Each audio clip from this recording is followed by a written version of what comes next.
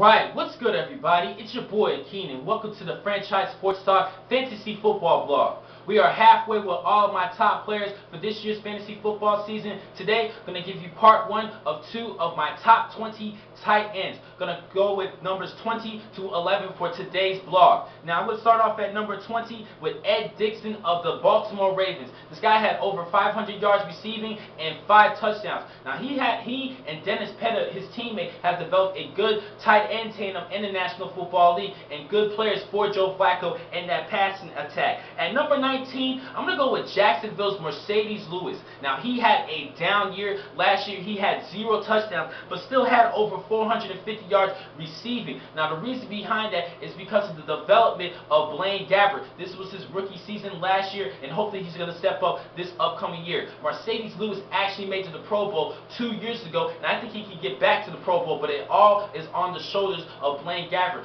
Can he develop to become that true first rounder that Jacksonville is hoping and that star quarterback for him? Now, they did pick up Chad Henne from the Miami Dolphins, and I think this is going to be a good quarterback battle, but Blaine Gabbert's looking to secure that position. At number 18, I'm going to go with Miami's Anthony Fasano. Now, this guy is a pretty good target. 450 yards receiving last season, and I noticed a little bit of spark in him and Ryan Tannehill during this offseason. I was watching HBO's Hard Knocks, and I already seen these two connected in a team scrimmage for a touchdown. I think Anthony Fasano could be a good target for Ryan Tannehill later on in the season. You should definitely keep an eye on Fasano. He's a good, solid tight end. At number 17, I'm going to go with Greg Olsen of the Carolina Panthers. Now, he is going to be a decent target for Cam Newton, especially with the emergence of Steve Smith. He had another great season last year. More defensive backs in the defensive secondary, so it's going to be keying more on Steve Smith, which means Greg Olsen has more opportunities to deal with one-on-one situations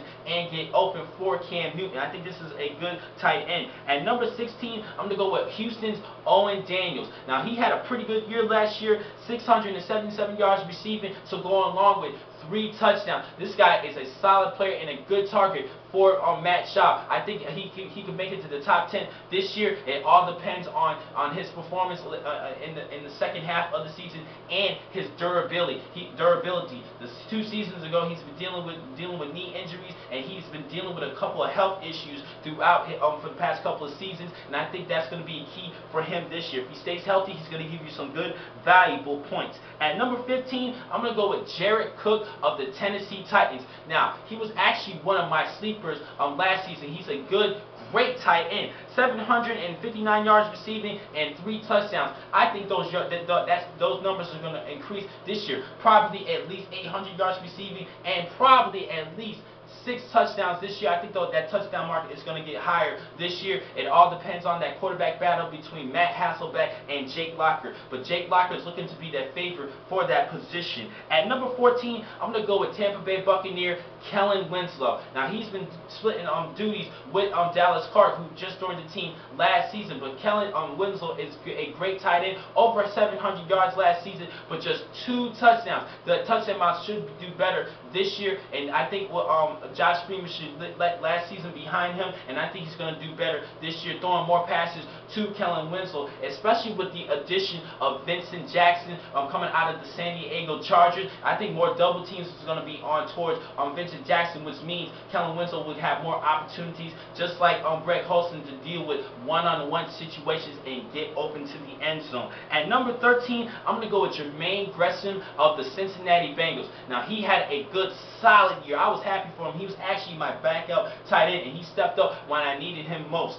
He had 596 yards receiving and 6 touchdowns. Now, we had a good year last year with Andy Dalton leading the way for the quarterback for the Bengals, and he helped lead this team to the playoffs. And I think with him developing him a little bit more and having a good chemistry with A.J. Green, he can still develop a good relationship with Gresham as well. At number 12, I'm going to go with Fred Davis of the Washington Redskins. This guy, he actually emerged last season. I thought Chris Cooley was going to be that go-to tight end, but it was actually Fred Davis over Cooley. He had over just under 800 yards receiving last season, 796 to be exact, and 3 touchdowns. I think that touchdown mark is just going to step it up a little bit more, and I think this can help Robert Griffin III be more comfortable in passing because he has a couple of good targets. And with Leonard Hankerson back this year, I think they have a good young set of players with Leonard Hankerson, Pierre Garçon from the Indianapolis Colts,